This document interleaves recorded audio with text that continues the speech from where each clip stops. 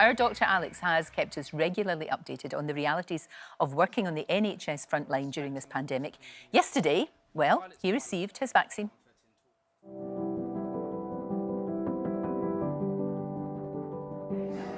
Hi everyone, you are joining me on what is a big moment for me. I've been waiting this moment for a long, long time. I'm about to receive my first dose of the COVID-19 vaccine.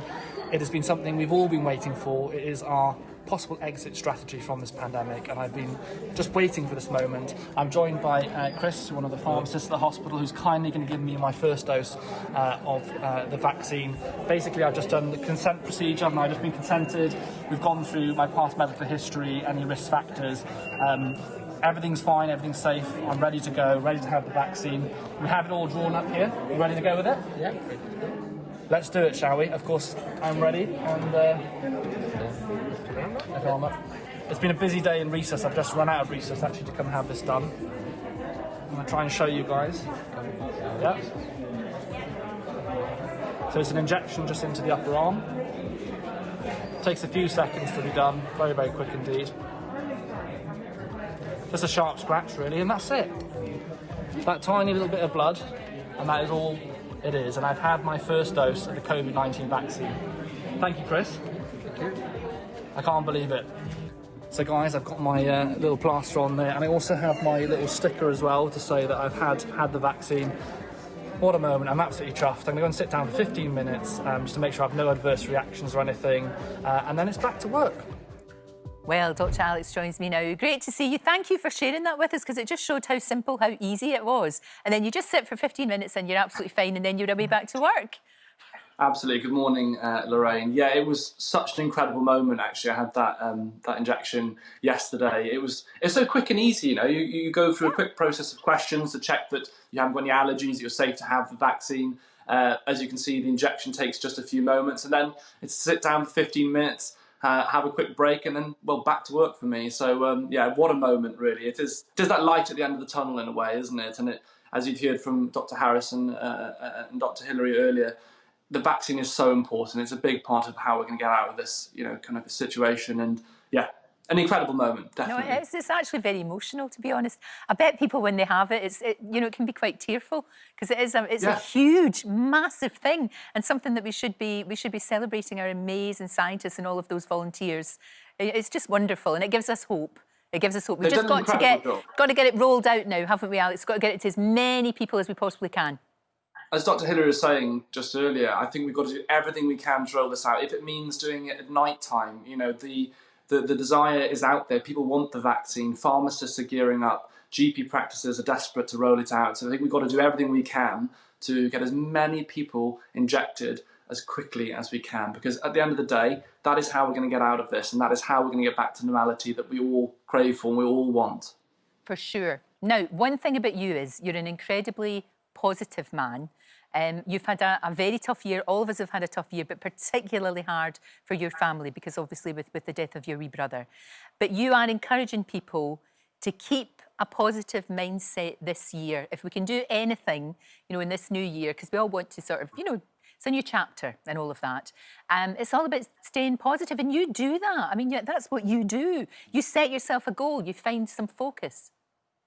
Yeah, absolutely. I think this year has been tough on everyone, and January, the kind of winter blues that we all kind of get, particularly after Christmas, it affects everyone. And this time of year is probably tougher than most, particularly what's happening. And I think finding something to focus on is super important. Each year I try and write down a list of goals, things that I'd like to achieve.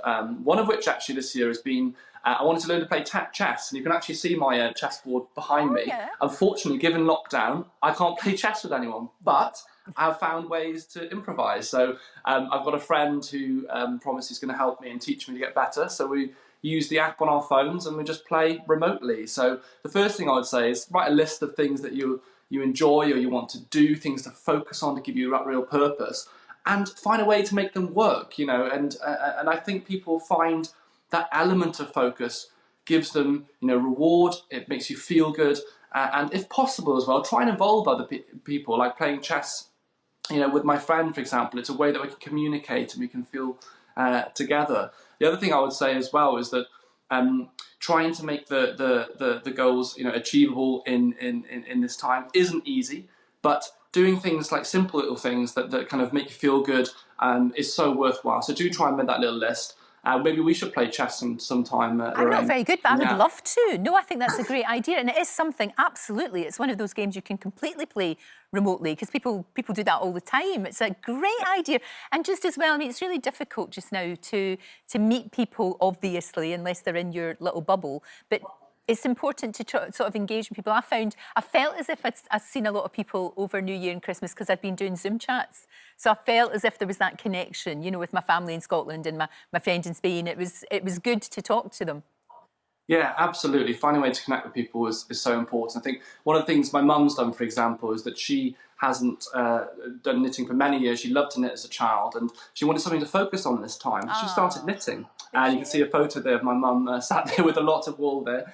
She's been knitting away, initially just for focus, but actually she has been raising money selling her gloves for mental health. I've actually got a set of her gloves here with me. They're the ones that I've got. You gave me those as a present. They're fantastic. They're so, especially when you're out with the dog, because you can still, you know, you can still use your fingers, but you're nice and warm. It's a brilliant idea. Warm, yeah. Yeah. She's doing brilliantly. She's doing brilliant. She's involving people. You know, people have reached out on social media saying, "I'd love to help." And she's got people around the country who are, or potentially were feeling isolated, maybe a bit lost, and now they're knitting with her. They're getting involved with something and saying, "You know what? You know, Jane, we feel now this has given us an element of purpose." So trying to reach out and trying to encourage and get involved with other people is a really, really great idea, I think. It's really good. The other thing I would say this time of year as well, very, very important, Lorraine, of course, is getting outside. And I know that you love going for a walk with little Angus, getting outside with little Angus for a walk. And it helps the way you feel, doesn't it? It lifts your mood being outside in natural light. No, it does. It's incredible. It really, really helps your mental health. Also, as well, Alex, it's about asking for help too, isn't it? I mean, there's your mum, you know, knitting, raising funds for an amazing cause. It's all in the name of your little brother as well, and getting other people involved. And when you're doing something that has a really positive outcome, it's just good for you, isn't it? Yeah, absolutely. I think that's a very important point as well. It is a tough time of year. I think Mind released data recently saying that over half of UK adults are saying that they're struggling with their mental health or they're finding challenging times at the moment. I don't think that's a surprise at all. So don't feel alone. You know, we're all finding this time tough. So if you're not feeling good and you need help, then do reach out, speak to people, share in your struggles. You might find that they also feel the same.